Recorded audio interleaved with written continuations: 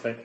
Bon, on va commencer. Alors, merci beaucoup. Bonjour à toutes et à tous. Merci à l'organisation de CJPO de la Faculté de Santé de nous donner l'opportunité de vous présenter un diplôme tout nouveau pour une profession qui ne l'est pas et un diplôme qui est un DUST de préparateur technicien en pharmacie qui est managé collectivement entre l'Université de Paris et plus particulièrement la Faculté de pharmacie de Paris et les centres de formation en apprentissage de l'Île-de-France qui s'occupent à ce jour de la formation des préparateurs en pharmacie.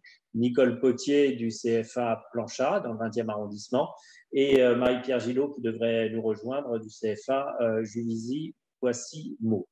On va parler de la profession de préparateur en pharmacie qui jusqu'à présent était managée, était qui était réalisé grâce à un brevet professionnel que les CFA mettaient de façon très efficace en œuvre pour former en 2 ans les préparateurs en pharmacie. Le ministère de la Santé, collectivement avec le ministère de l'Enseignement supérieur, a souhaité que ce brevet professionnel est une houlette universitaire et la faculté de pharmacie s'est proposée pour assurer cette responsabilité universitaire tout en conservant bien entendu la responsabilité pédagogique au moins partagée avec les CFA dont c'est le métier. Donc effectivement, la fonction de préparateur en pharmacie, c'était anciennement un brevet professionnel qui était acquis à l'issue du bac par 2 années de formation en apprentissage, donc en alternance. C'est le brevet professionnel qui existe encore dans certaines régions, n'appartient pas à un cursus de formation universitaire, il n'est pas sujet à une validation chaque année, mais c'est une préparation à un examen national, le brevet professionnel, qui est présenté par l'étudiant alternant à la fin de la 2e année d'alternance. Et donc, à partir de cette année, en Île-de-France, a été créé un DUST, un diplôme d'études universitaires, scientifiques et techniques de préparateur technicien en pharmacie, avec 2 objectifs principaux. Le premier, assurer, comme le souhaite le ministère, une universitarisation de la formation. Le deuxième, c'est essayer de se rapprocher par le terme de technicien en pharmacie de standards européens qui permettront une facilité d'exercice au niveau européen et pas exclusivement au niveau national. Pour le reste, ce DUST est toujours un diplôme préparé en 2 années, en alternance. Il s'agit cette fois d'un diplôme universitaire doté de CTS, donc monnayable également pour une éventuelle poursuite d'études. C'est un 3e objectif que je ne vous ai pas cité pour l'universitarisation de la formation des préparateurs, qui est de rentrer dans le système LMD et de pouvoir, à l'issue d'un niveau L3, éventuellement poursuivre par un master si l'étudiant s'en sent capable et s'il en a effectivement les compétences et les connaissances. Pour le reste, on reprend des standards, notamment de contrôle d'acquis du niveau universitaire, avec une validation indépendante de chaque semestre, avec une validation obligatoire du DUST 1 pour passer en DUST 2. Ce sont des éléments qui sont encore en discussion parce que le DUST vient juste d'être créé. Et puis, bien entendu, tout l'avantage de ce nouveau diplôme, c'est que s'il est acquis par l'étudiant, l'étudiant a non seulement le niveau brevet professionnel, mais également la capacité d'exercer la fonction de préparateur et le métier de préparateur en pharmacie au même titre qu'un brevet professionnel. Dans le contexte du DUST, comme dans le contexte anciennement du brevet professionnel, l'alternance, c'est 400 heures de formation théorique et pratique en CFA et à l'université, pour le coup à la faculté de pharmacie de Paris, ce qui revient à peu près 2 jours par semaine, et un apprentissage en officine ou éventuellement en pharmacie d'hôpital à hauteur de 3 jours par semaine. Il est certain que pour la formation théorique et pratique, elle a lieu à 90% pour le DUST 1, la première année du DUST, en CFA, et nous avons besoin de l'expertise des CFA pour prendre en charge ces études. Alors, voici un schéma qui représente un petit peu le cursus des études. À l'issue d'un baccalauréat qui est représenté par le socle de ce mortier, qui est un symbole du préparateur en pharmacie, vous avez une année de DOST 1, première année universitaire, puis une année de DOST 2, à l'issue de laquelle, si le DOST 2 est acquis, eh bien, le niveau BP est acquis et l'exercice professionnel peut être réalisé au même titre que si l'étudiant possédait un BP.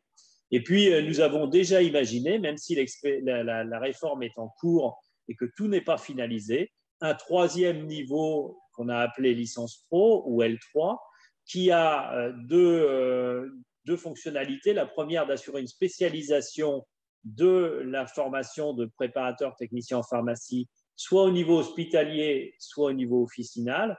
La spécialisation hospitalière existait déjà, les préparateurs en pharmacie avec spécialisation hospitalière, c'est non pas un diplôme, mais c'est une formation propre qui permet un exercice professionnel spécialisé en hôpital. Eh bien, le L3 qui viendrait se surajouter au DOST 1 plus DOST 2, permettrait cette spécialisation hospitalière et permettrait également de mettre en place une spécialisation officinale avec des fonctions professionnelles, bien sûr, accrues et beaucoup plus, avec plus de responsabilités. J'attire votre attention sur le petit encart en gris en bas et à droite de cette diapositive. Ce que je vous indique, c'est ce qui existe cette année, que le ministère n'a pas encore tout à fait statué sur ce niveau L3, qu'il souhaite voir mis en place pour une raison essentielle, c'est qu'avec une L-Pro qui serait une L3, l'étudiant atteint le grade de licence et peut ensuite, par un niveau licence, aller plus loin dans les études, par exemple un master, comme je le disais antérieurement, et donc entrer intégralement dans le système LMD. Il peut faire autre chose à l'issue d'une L-Pro spécialisée en préparation en pharmacie. Il peut, par exemple, par une voie de passerelle, intégrer les études de pharmacie à condition qu'il en soit capable en termes de connaissances, en termes de compétences et en termes de possibilités à réaliser des études plus longues et plus exigeantes. Mais en tout cas, il y a cette possibilité que ne permet pas à ce jour le brevet professionnel et c'est pour ça que la réforme a eu lieu.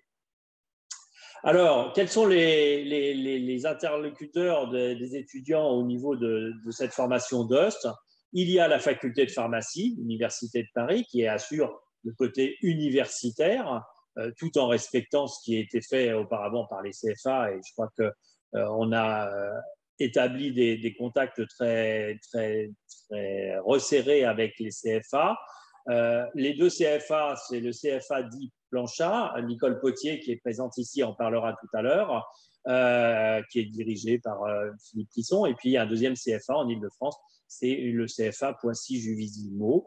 Donc deux partenaires de formation en alternance qui viennent assurer la fonction qu'ils réalisaient avant dans la formation au BP, mais dans la formation au DOST. Le programme du DOST, c'est quoi? Finalement, par rapport au BP, au brevet professionnel, pour tous ceux qui veulent s'orienter vers le métier de préparateur en pharmacie, eh bien, on en a profité de cette réforme universitaire, on en a profité pour revisiter un tout petit peu le programme qui est encadré par un référentiel national, mais pour lequel nous avons, de façon un peu actuelle, travaillé par bloc de compétences que le futur préparateur en pharmacie doit acquérir pour pouvoir exercer pleinement sa fonction de préparateur en pharmacie. Et vous voyez dans cette diapositive les 6 blocs de compétences qui ont été définis, dont 4 sont spécifiques du brevet professionnel actuel et 2 qui sont la plus-value universitaire qui permet d'acquérir le DOST et d'upgrader la fonction de préparateur en pharmacie. Alors, on ne va pas les détailler ici, mais on reprend, et Nicole Potier pourra peut-être en parler, les fonctions générales d'un préparateur en pharmacie dans une équipe officinale. Ces fonctions générales, c'est d'être l'interlocuteur du patient quand il arrive en officine, d'assurer la préparation des ordonnances, d'en assurer la dispensation sous la responsabilité par délégation du pharmacien, et puis d'avoir à côté de multiples tâches de fonctionnement général d'une équipe au sein d'une officine pharmaceutique, Donc, il y a les médicaments, mais il y a la parapharmacie, il y a les orthèses, donc les dispositifs médicaux de façon générale. Et c'est un véritable travail en équipe avec des compétences spécifiques du préparateur en pharmacie. Et c'est vraiment tout l'intérêt du métier et de la profession. Ces blocs de compétences, c'est un peu théorique, mais on a dû les décliner en unités d'enseignement qui sont d'acquérir des savoirs scientifiques fondamentaux, des savoirs scientifiques appliqués, d'avoir des connaissances dans les sciences thérapeutiques et pharmacotechniques, parce que le métier de préparateur en pharmacie, c'est aussi la préparation en pharmacie. Donc, la pharmacie galénique est importante. Donc, la notion de médicaments et de thérapeutique au sens large est essentielle. Et puis, vous voyez une UE qu'on a appelée UGE, de vie de l'officine, une UE de pratique professionnelle au quotidien. Alors ça vous image peut-être peu la formation qui est dispensée en DUST, mais dans cette diapositive, eh bien, vous retrouvez d'abord les volumes horaires de chacune des UE, les savoirs scientifiques fondamentaux, appliqués, galéniques et thérapeutiques, etc. etc. Et surtout, pour ces 400 heures d'enseignement théorique qui sont dispensées, encore une fois, en grande partie par les CFA, vous avez dans ce tableau qui est un petit peu compliqué, on ne va pas le détailler, les matières qui sont enseignées au sein de ces unités générales d'enseignement. Et là, vous retrouvez pleinement tout ce qui intéresse le préparateur en pharmacie, à savoir des notions de chimie, des notions de nutrition, de toxicologie, de microbiologie, tout ce qui fait du préparateur quelqu'un qui est compétent dans une équipe officinale, qui, à son niveau, va pouvoir avoir un regard critique sur l'exercice de la dispensation, sous contrôle, encore une fois, du pharmacien, mais avec une autonomie propre et avec des connaissances et des compétences que vous voyez, par exemple, dans l'UGE 2, les savoirs scientifiques appliqués, des compétences et des connaissances qui vont au-delà du médicament, puisqu'il y a de la physiopathologie, il y a de la connaissance des maladies, et donc tout ça, ce sera essentiel pour l'accompagnement par le préparateur du patient dans un contexte d'équipe officinale. Et puis, bien sûr, il y a des notions métiers, de la législation, de la vie de l'officine et de la pratique professionnelle au quotidien, parce que le DUST forme par l'alternance aussi à l'exercice pratique au quotidien. Le contrôle des acquis, on va aller très vite. La seule chose sur laquelle, parce que ces diapositives vous seront disponibles, la seule chose sur laquelle on peut insister, c'est que, encore une fois, même pour l'enseignement théorique, eh bien, c'est la pratique qui compte et que le contrôle des acquis, il est fait par une notation, par des notes, mais ces notes, vous le voyez, elles sont à 50% un examen final, comme il se doit en milieu universitaire, mais à 50% par du contrôle continu. Donc, en fait, le fait même d'assister aux enseignements, d'être assidu, d'être intéressé, va permettre d'avoir des notes de contrôle continu qui sont des petits examens au fil de l'eau, comme ça. C'est pas parce que l'étudiant est présent qu'il a 20 sur 20 au contrôle continu. C'est simplement parce que le contrôle continu lui permet une interactivité avec les enseignants qui, elle, est garante d'une acquisition de connaissances et de compétences. Et encore une fois, ça compte pour la moitié de la note finale. Il y a bien sûr un examen final qui compte et qui permet l'acquisition du DUST 1 et du DUST de façon générale. Donc, un véritable diplôme universitaire avec des contrôles d'acquis, comme le veut la réglementation universitaire en fin de semestre puis en fin d'année, mais bien sûr, un enseignement partagé avec le CFA comme habituellement. Alors, juste un point sur la faculté de pharmacie qui, en partie, dispense ce DUST. Eh bien, la faculté de pharmacie appartient à l'Université de Paris, donc vous avez entendu parler toute la journée si vous avez assisté aux différentes présentations. C'est 64 000 étudiants, c'est un potentiel de 7 250 étudiants. Et la constitution de l'Université de Paris, c'est 3 grandes facultés, dont la faculté de santé, qui elle-même est composée de 4 composantes, dont la faculté de pharmacie, qui est située aux 4 avenues de l'Observatoire dans le 6e arrondissement. On est à la lisière du quartier latin, dans un espace qui est très privilégié, puisque le quartier est non seulement agréable, mais les bâtiments historiques de la faculté de pharmacie sont eux-mêmes très agréables. Au niveau de la faculté de pharmacie de Paris, bien sûr, nous formons les étudiants pour le diplôme de pharmacien, mais nous avons également des diplômes de cursus scientifique et des licences, des masters, des doctorats, auxquels dorénavant le préparateur en pharmacie titulaire du DOST pourra prétendre, à condition qu'il veuille poursuivre ses études, à condition qu'il en ait les possibilités, notamment matérielles, mais il pourra les suivre comme les autres étudiants de la faculté. Au total, 500 étudiants sur notre campus et une activité de recherche qui peut également intéresser les préparateurs, comme la recherche en soins infirmiers existe, la recherche en préparation officinale doit pouvoir exister et nous allons y contribuer. Alors, un petit mot sur un deuxième partenaire, le CFA Planchat, et c'est Nicole Petier, qui est responsable pédagogique de ce CFA, qui va prendre la parole. Bonjour. Oui, alors je n'ai pas le contrôle des diapos par contre. Alors, je fais l'appariteur. Excusez-moi. Donc oui, bonjour. Donc nous sommes un centre de formation situé près de Nation, donc en plein Paris. Depuis presque plus de 40 ans, nous avons formé des préparateurs en pharmacie, soit à l'hôpital, soit donc en officine. Donc évidemment, chaque année à peu près, nous avions environ entre 800 et 1000 alternants chaque année. Et maintenant, donc, nous sommes lancés dans cette grande aventure avec la faculté de pharmacie de Paris-Descartes, dans cette grande aventure, évidemment, du DOST, qui permet d'upgrader, évidemment, le diplôme de préparateur en pharmacie. Donc ça, c'était très important pour nous. Donc nous avons évidemment beaucoup de partenaires, puisque toutes les pharmacies et hôpitaux parisiens, Île-de-France, sont nos partenaires. Et Dieu sait s'il y a quand même 22 000 officines en France, mais il y en a plus de 4 000 sur la région parisienne. Donc, énormément de demandes des pharmacies. Nous avons une très, très grosse employabilité, puisque en moyenne, quand on dit 90, on devrait pratiquement dire 99, voire 100%, surtout en ce moment, d'employabilité au sein des officines. Vraiment, le préparateur qui fait partie vraiment complète de l'équipe officinale, il est indispensable d'avoir des préparateurs au sein d'une équipe officinale pour bien accueillir le patient, bien le conseiller. C'est vraiment ce qu'on a essayé de faire pendant des années. Donc, vraiment, on a vraiment un gros taux d'employabilité. Donc, aujourd'hui, c'est vrai qu'on se dit qu'avec le DOST, non seulement on va upgrader le diplôme, augmenter les compétences, faire que ces DOST auront plus dans les nouvelles missions de l'officine, puisque de nouvelles missions se dessinent au niveau de l'officine, aussi bien pour le pharmacien, mais obligatoirement pour le préparateur, qui est quand même au sein de l'officine indispensable. Et donc, ces nouvelles missions, il faut qu'on les forme pour ces nouvelles missions.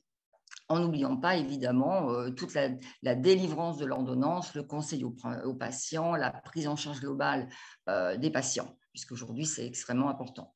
Donc, c'est vrai qu'on est le plus gros CFA de France, mais tout simplement parce qu'on est Paris intramuros et plus notre antenne de Liberté.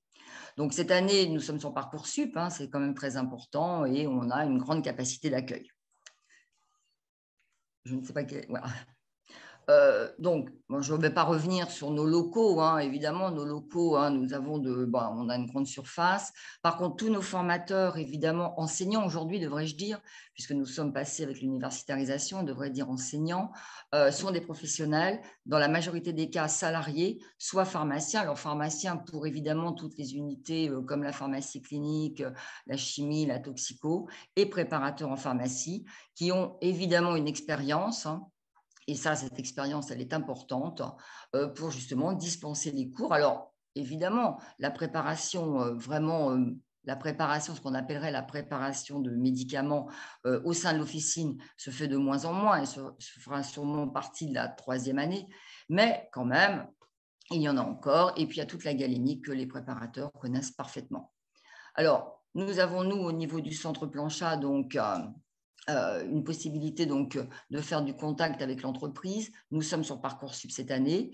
Nous sommes mais nous mettons en relation, puisqu'évidemment, nous sommes en alternance. Il faut donc obligatoirement un employeur, hôpital ou officine, mais nous avons tout un service de relations entreprise et placement si un jeune a eu quelques difficultés à trouver un employeur. En ce moment, c'est vraiment extrêmement facile de trouver un employeur, vu la pénurie, entre guillemets, qu'il y a dans les officines. C'est un métier donc, qui permet vraiment, au bout de 2 ans, ça qui est très, très important, soit d'exercer au sein de l'officine ou Pour l'hôpital, c'est un peu plus difficile, il faut la 3e année. Au sein de l'officine, c'est un métier qui nécessite une empathie, hein, qui nécessite quand même d'aimer aider, conseiller, hein, quand même. Mais bon, on est habitué et formé pour ça. On est référent handicap, évidemment, hein, comme il se doit. Donc, on peut accueillir sans aucun problème, hein, évidemment, les handicaps. Je ne sais pas quelle diapo d'après. Oui, elle part sur Poissy-Juvisy-Meaux. Vous les présentez? Oui, je vais pas. Nous travaillons aujourd'hui en partenariat avec Poissy-Juvisy-Meaux. Alors, eux, ils ont 3 sites. Nous n'en avons que 2 puisque nous sommes Paris et Liberté. Donc, ils ont 3 sites. Poissy, Juvisy qui est dans le 91 et Meaux qui est dans le 77. Aujourd'hui, nous travaillons vraiment en partenariat. Hein, c'est vraiment on pourrait dire nos 5 sites plus l'université. Ils ont évidemment là une capacité d'accueil qui est environ, pour eux, de 300. Alors, ils ont plusieurs diplômes, hein, quand même, par rapport à nous, alors que nous sommes plutôt monodiplômes. Et ils ont une capacité d'accueil dans le DUS qui est d'environ 300. Nous pouvons en accueillir entre 500 et 600. Voilà. Ensuite, voilà, ils ont plusieurs diplômes, ce qui peut permettre des suites de diplômes avec le DUST. Après, je ne sais pas. Après, voilà, c'est les la locaux, présentation. Voilà, bon. Mais aujourd'hui, on est fondé sur le même principe. Hein, nos formateurs, nos enseignants sont pareils. Hein, ce sont des pharmaciens, des préparateurs habitués, salariés souvent de l'officine. Ils ont une grande expérience officinale et de la même manière, comme nous, un grand accompagnement individualisé, puisque ce qui est quand même important dans le DUST, hein, par rapport finalement au BP, aujourd'hui, l'officine, enfin l'entreprise pourra intervenir à travers un projet tutoré et en 2e année un mémoire. Donc là, nous avons également tout un accompagnement pour aider les jeunes parce que ça n'existait pas dans le BP. C'est-à-dire que quelque part, le maître d'apprentissage, puisqu'on va l'appeler comme ça, le maître d'apprentissage, n'intervenait pas dans la note finale et dans la détermination de l'examen. Là, dans le DUS, il intervient via ce projet tutoré, via le mémoire et via évidemment des grilles d'évaluation au sein de l'entreprise. C'est-à-dire que là, il va, entre guillemets, pouvoir donner un avis, hein, sur son jeune, qui est évidemment en alternance, donc qui est en entreprise, et qui parfois, dans l'entreprise, a parfois quelques difficultés, on va dire scolaires, mais qui dans l'entreprise a une telle relation avec les patients qu'il peut évidemment, alors là, au contraire, avoir une très bonne note. Hein, et il y a évidemment cet intérêt. Attention, justement, le DUS ne peut pas être validé si on n'a pas validé l'expérience professionnelle, il me semble. Oui. Je voudrais insister sur 2 choses. La première chose, elle est un peu technique pour ceux qui ne connaissent pas très bien, on ne l'a peut-être pas suffisamment dit. On a 2 CFA partenaires plus la faculté de pharmacie de Paris, mais il n'y a qu'un DUST. Le mérite en revient aux 2 CFA qui ont su s'entendre et qui sont vraiment partenaires. Et on a construit le nouveau programme, puisque Nicole Potier l'a dit, l'idée c'est d'upgrader les missions et donc l'intérêt, la formation, le positionnement dans l'équipe pharmaceutique du préparateur. Le nouveau diplôme, voilà, il est fait par les 2 CFA, j'allais dire indifféremment, puisqu'au niveau universitaire, le programme est le même.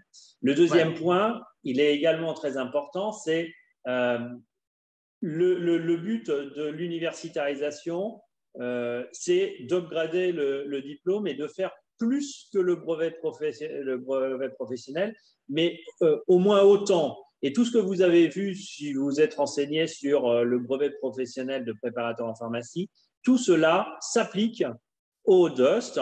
Donc, la réforme qui est en cours et que nous avons mise en place cette année, eh bien, elle ne change rien et au contraire, elle améliore encore le statut final du préparateur en pharmacie.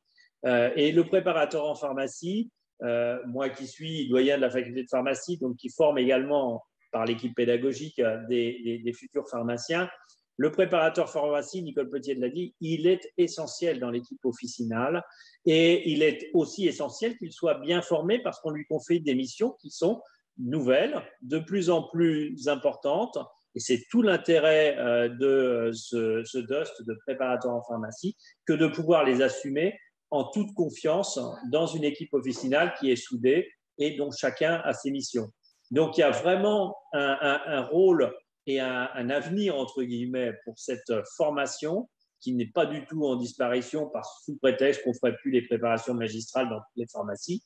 Ce n'est pas vrai. Il y a d'autres missions aussi intéressantes qui font tout l'intérêt du métier de préparateur en pharmacie. Le côté universitaire leur va permettre également d'avoir d'autres objectifs pour certains d'entre vous qui voudriez vous orienter vers cette formation, et c'est quand même très important.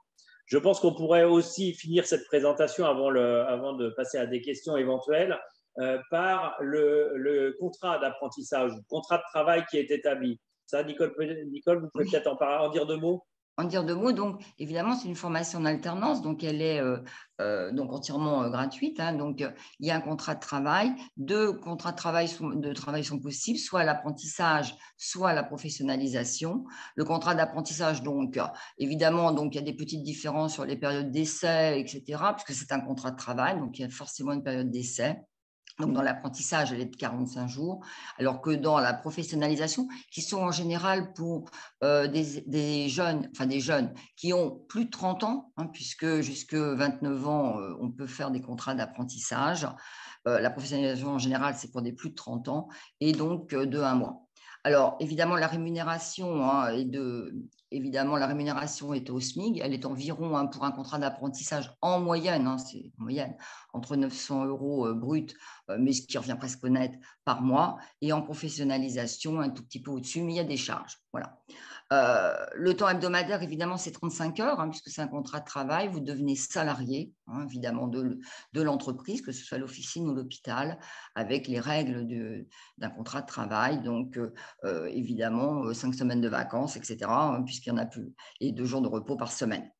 Nous avons donc normalement 16 heures de cours dans le DUST, 16 heures de cours en CFA, avec dedans une partie travail personnel, hein, qui n'est pas forcément temps de présence au CFA ou à la fac pour 10% la première année, et le reste en entreprise. Ces 19 heures, évidemment, c'est le titulaire de la pharmacie ou l'hôpital qui décide évidemment des horaires et des jours, hein, évidemment. On est dans l'entreprise, hein, on est dans le monde du travail.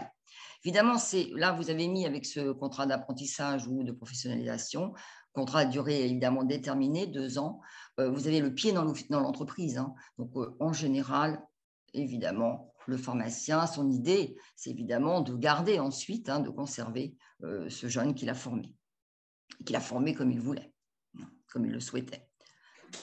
C'est très important parce qu'effectivement, la mise du pied à l'étrier, c'est au tout début, et après, tout est entre vos mains. Acquérir le DUST, satisfaire l'employeur, hein, on est dans le monde du travail, et avec une employabilité proche de 100%, eh bien, vous avez un métier, vous avez un point de chute, une officine qui peut ne pas vous convenir, et là c'est votre choix de la quitter, mais qui peut vous convenir, et à ce moment-là, si vous convenez à l'employeur, eh bien, vous avez votre job à l'issue du DUST, et vous pouvez aussi faire un peu plus, puisque je vous ai parlé d'une licence 3, voire plus pour les plus assidus et les meilleurs d'entre vous. Ce qui est très important en synthèse générale, c'est que si vous avez envisagé la formation de préparateur en pharmacie, vous avez raison à plusieurs titres. D'abord parce qu'on est en pleine réingénierie du diplôme pour un upgrade. Ensuite parce qu'on est sur un métier de santé avec une équipe officinale qui est performante au contact du patient, au contact à proximité immédiate de la population. Et puis, vous avez des conditions en alternance où nos 2 CFA d'Île-de-France, eh bien, ils assurent la formation, ils vous suivent au quotidien. L'université est derrière en appui, on va dire, et en parfaite intégration avec les CFA. Et si ça vous plaît, il faut y aller. Vous avez la possibilité de contacter les CFA pour l'officine qui pourra vous accueillir si vous n'en avez pas. Allez-y. Après, voilà, les cartes sont entre vos mains et on est là pour vous accompagner. Est-ce qu'il y a des questions qui pourraient se faire jour dans le chat? Je ne sais pas si des discussions Non, il n'y a pas de discussion, pas d'échange pour l'instant. Des questions de la part de l'Assemblée?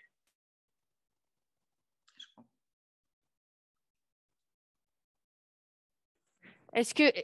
Oui, excusez-moi, vous m'entendez? Oui, tout à fait. Oui, est-ce que les personnes ont des questions ou est-ce que vous avez déjà bien répondu à leurs questions? N'hésitez pas à nous écrire dans le… Ah, il y a une question.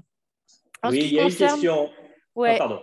Pardon, non, Raphaël. lisez-la si vous voulez. Il y a En aucun ce qui problème. concerne le passage du DUST à la faculté de pharmacie, est-ce que le taux d'insertion est élevé? Taux d'insertion dans le milieu professionnel, mais ce sera le même.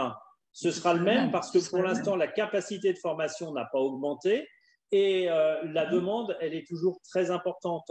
Il faut que vous sachiez que sur les préparateurs en pharmacie, il y a une demande parce que les officines pharmaceutiques, elles tournent à plein, parce que c'est une période particulière. Mais de toute manière, les officines qui elles-mêmes sont en nombre limité ont toujours une activité auprès de la population qui est assurée, de la même façon que pour les préparateurs en pharmacie. Pour les pharmaciens, il y a une employabilité qui est de quasi 100% ou 100%. Donc, de ce côté-là, il n'y a pas de problème. Le taux d'insertion, il est élevé et il ne peut que rester élevé parce que les missions qui seront confiées aux préparateurs en pharmacie vont également évoluer, mais évoluer dans le bon sens. Donc, nous, on est là pour vous former à ces nouvelles missions et puis après, vous les assurerez dans une officine sans aucune difficulté. Oui, ça oui, dans la France entière en plus. Voilà. Et sachez que dans la spécialisation hospitalière des préparateurs en pharmacie, qui est un niveau spécialisé avec une année de formation supplémentaire, on est en vrai déficit de préparateurs en pharmacie hospitalière. Ah oui, tout à fait. Voilà. Tout à fait. Donc, il n'y a pas de problème de ce côté-là. Là, vraiment, je peux l'assurer, voilà, pas de problème. Ah non, ça oui. Une deuxième question, est-ce qu'il est, afin de poursuivre vers des études pour devenir pharmacien? Eh bien, justement, c'est l'une des possibilités offertes par la réforme des études. Plutôt qu'avoir un BP et s'arrêter là avec une progression professionnelle en plus très faible, hormis la spécialisation hospitalière, eh bien, le fait d'avoir un DUST, puis derrière d'avoir une troisième année qui permet d'avoir un niveau licence, eh bien, pour les meilleurs d'entre eux, parce qu'il faut aussi le pouvoir, il existera, et il existe déjà, des passerelles qui permettent de rentrer dans les études de pharmacie. Alors évidemment, on intègre alors des études longues, donc il faut, par exemple au niveau matériel, pouvoir l'assurer, mais la possibilité, elle existe. Et elle ne peut pas être donnée à tout le monde, parce que tout le monde n'a pas non plus les capacités pour faire des études qui vont encore durer 5 ans, par exemple. Mais oui, ce sera possible. Et c'est tout l'intérêt de la réforme. Ah oui, c'est d'avoir un espoir, enfin d'avoir une possibilité de continuer. Alors, il y en a qui vont… Ah non, c'est le même intervenant qui dit la même chose. Mais alors, est-ce que c'est une alternative à la PASS pour devenir pharmacien? Je ne peux pas dire non, parce qu'effectivement, c'est un moyen d'intégrer les études de pharmacie. Oui, être préparateur, ensuite être préparateur spécialisé, que ce soit en officine ou en milieu hospitalier, ce qui permet d'atteindre un niveau L3. Et avec un niveau L3, mais même d'ailleurs avec un niveau L2, on peut présenter ce qu'on appelle la passerelle d'entrée dans les études en santé, notamment dans les études de pharmacie. Alors attention, si c'est une alternative au PASS, c'est aussi un concours. Ça, on ne peut pas y échapper. Donc, il faut être bon, il faut être très bon, il faut être motivé, il faut être très, très motivé, et il faut démontrer sa capacité à suivre les études de pharmacie. Donc là, je ne peux pas dire que c'est 100%. Hein. Je vous tromperais, et ce n'est pas comme ça que je pourrais vous faire aller dans le DOS de préparateur en pharmacie. Mais oui, c'est une possibilité. Oui. Vous avez vu la question dans le chat? Oui, j'ai la question suivante. Oui. Que va différencier le niveau d'un élève ayant fait PASS et DUST de même âge? Je ne suis pas sûr de comprendre la question. Je ne suis pas sûr de comprendre non plus. L'étudiant qui fait PASS il se prépare aux études de santé et il est sélectionné pour entrer dans les études de santé ou il n'est pas sélectionné. Et donc, il se retrouve avec un niveau de type L1, validé en général, alors que le DOST est une formation en alternance très professionnalisante et qui donne à l'issue des 2 années un vrai diplôme et donc un vrai exercice du métier, ce que ne fait pas le PASS. Oui, il y a un métier au bout de 2 ans. Voilà. Tout à fait. Et encore une fois, le DOST est une formation en alternance. Donc, vous l'avez vu, hein, les 2/3, c'est de la formation sur le terrain, en officine. Donc, le PASS ne fait pas ça. Alors, il y a des questions effectivement dans le fil de discussion. Je me permets de les lire et Nicole, si vous Oui, répondez, parce que n'hésitez pas. Oui, bonjour, je n'ai pas pu m'inscrire sur Parcoursup car j'ai plus de 30 ans. Quelle démarche dois-je faire? Alors, c'est très simple. Là, il suffit, puisque plus de 30 ans, évidemment, et s'il y a une interruption d'études, ce n'est pas possible d'aller sur Parcoursup, puisque nous sommes sur Parcoursup. Il suffit de s'inscrire directement sur le site des 2 CFA, enfin d'un des 2 CFA. Hein, vous choisissez un des 2, soit Planchat, soit Juvisy. Hein, je ne vais pas ne parler que pour le mien. Et directement sur notre site. On vous demandera donc les documents, il faudra renvoyer vos documents, et ensuite, vous serez préinscrit. Voilà. Et il faudra trouver un employeur et nous vous aiderons à trouver un employeur. Tout à fait. Encore une fois, le DOST est très récent, il existe depuis 4 mois et l'inscription à Parcoursup d'abord n'est pas toujours possible, ensuite elle n'est pas forcément aisée. On est là pour vous aider, donc, et là en supérieur à 30 ans, effectivement, c'est la solution que de passer directement au niveau du CFA. Par contre, c'est un contrat de professionnalisation, plus de 30 ans. Exact. Question suivante. Je souhaite avoir des informations sur l'inscription et les démarches pour ma nièce qui passe cette année son bac en Algérie. Elle veut faire des études de médecine. Alors, ce n'est pas le bon fil de discussion parce que pour les études de médecine, d'abord, c'est une autre session. Par contre, il faut savoir si son bac est un bac français en Algérie ou un bac en Algérie. Là, c'est le site à consulter, c'est le site de l'UFR de médecine pour une entrée en médecine. Donc, vous avez les informations par Raphaël Dalmo dans le fil de discussion. Voilà. Est-ce qu'il y aurait d'autres questions? Est-ce qu'on aurait oublié de préciser certaines choses? Nicole? Le niveau, et on fait le 2, c'est mes mains. J'ai essayé de lire un petit peu. Dans une autre licence. Alors, oui, il y a une question sur une autre licence. Est-ce qu'il est possible de poursuivre avec le DOST sur une autre licence? Oui, tout à fait. Oui. Il n'y a pas de limite dans les licences. Hein. Donc, il est possible de poursuivre. Dans les licences pro qui seront nos licences, il y a déjà la licence Herboristerie avec Paris Descartes, mais éventuellement dans d'autres licences, oui, tout à fait. Encore une fois, c'est tout l'intérêt de la réforme que de donner 60 ECTS par année de DOST et donc 120 ECTS, niveau L2 validé à l'issue du DOST. Et donc, l'entrée dans une licence se fera sans aucun problème. Sans aucun problème. Question suivante. Si nous souhaitons finir pharmacien, finir pharmacien, c'est un début, hein, parce qu'après, il y a tout l'exercice du métier, mais c'est très bien. Il est donc préférable de passer par le DOST car nous aurons les avantages du terrain et de l'expérience. C'est bien ça? Oui, mais vous n'aurez pas les connaissances scientifiques préalables qui sont dispensées en PASS. Et ça peut être un petit peu difficile, mais encore une fois, c'est possible. C'est possible, mais c'est pas totalement gagné. Je l'ai dit tout à l'heure. C'est pas parce que vous aurez un DOST que par la passerelle, vous serez pris. Je peux vous donner les résultats puisque j'avais la chance de présider le jury de passerelle cette année. Des préparateurs en pharmacie titulaires du BP se sont présentés à l'entrée des études en pharmacie. Alors d'abord, ils entrent en 2e année de pharmacie sur les 90 candidats qui se sont présentés cette année, je crois que nous en avons retenu 3. Donc vous voyez, ce n'est pas une entrée systématique. Et nous devons, au niveau des CFA et de l'université, la vérité. Clairement, quand vous vous orientez vers un DOST, c'est pour faire le DOST, ce n'est pas pour contourner le PASS. Parce qu'à un moment donné, vous aurez une entrée sélective dans les études de santé. Par contre, avec le DOST, plutôt qu'avec le BP, vous avez cette possibilité que vous n'aviez pas auparavant. Oui, parce qu'avec le BP, quand même, en upgradant le diplôme, normalement, on devrait avoir un petit peu plus de facilité pour entrer. Tout à fait. Quand même, Tout à fait. on upgrade quand même le diplôme. Mais malgré tout, Mais malgré tout, ça restera. Il faut être réaliste. Il faut être très, très motivé. Je réponds par anticipation à la question qui vient de se poser. Quel est le numérus du concours à la passerelle pour devenir pharmacien? Cette année, en Île-de-France, enfin sur l'Université de Paris, pardon, il y avait 15 places pour intégrer les études de pharmacie par réorientation professionnelle.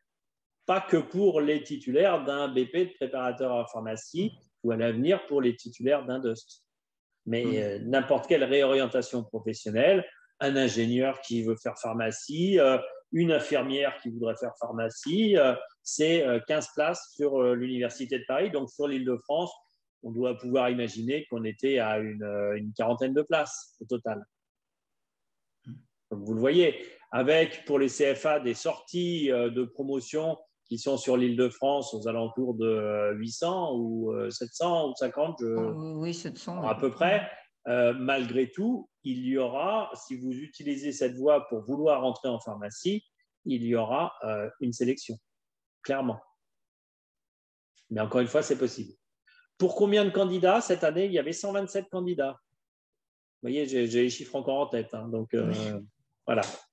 127 candidats, 15 places.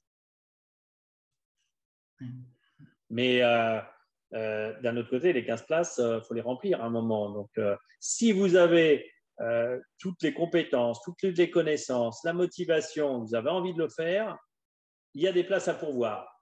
Maintenant, c'est à vous de jouer pour qu'elles soient pour vous. Ceux ayant fait le DOST étaient-ils avantagés? Je ne peux pas répondre à cette question puisque le DOST a commencé en septembre dernier. Donc, à ce jour, personne en France n'est titulaire du DOST. Donc, je ne peux pas vous le dire. Par contre, pour postuler à cette passerelle d'entrée en pharmacie, il fallait être titulaire du brevet professionnel. Pour les préparateurs, oui. Pour les préparateurs, oui. Mais malgré tout, ça ne suffit pas. Hein. Il faut exprimer sa motivation de faire des études de pharmacie après les études de préparateur. Il faut démontrer qu'on en a la capacité. Je reviens aussi au niveau matériel, parce que malgré tout, c'est encore 5 ans d'études pour des étudiants qui en alternance ont fait déjà 2 ans d'études. Et puis on apprécie, mais là on est sur un autre débat, on apprécie quand même que le candidat ait un peu touché le métier de préparateur en pharmacie pour après upgrader vers des études de pharmacie.